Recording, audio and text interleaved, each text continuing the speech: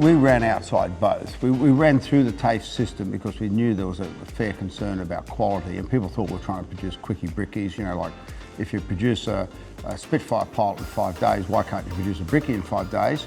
But in reality, you know, you've got to learn a skill, it's a craft. And it takes the guys years of laying thousands and thousands of bricks until they actually learn the craft and the skill and read the plans and know how to do a good job.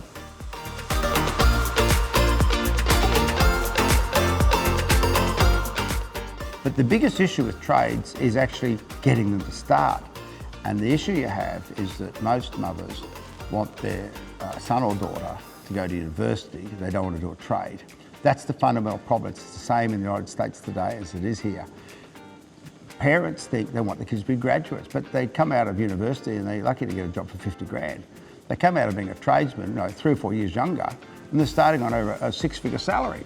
So why would you go to university, you know, if you're not going to be the best there is in universities?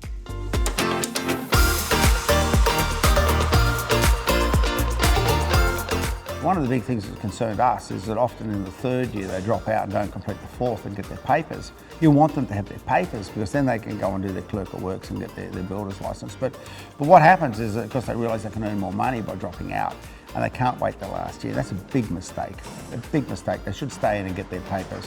Whether it's 3 or 4 years, you know, it used to be a big discussion point in our industry. I don't think that's the issue. I really don't think it's, you know, you start at your 18, maybe, you know, you're out by 21, 22, depending on the state.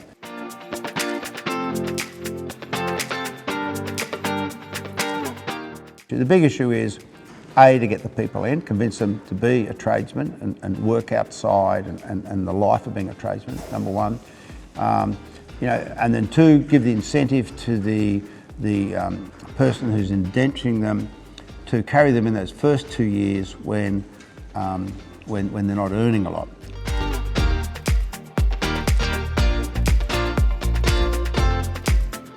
You can't get around anything better than a pre-apprenticeship.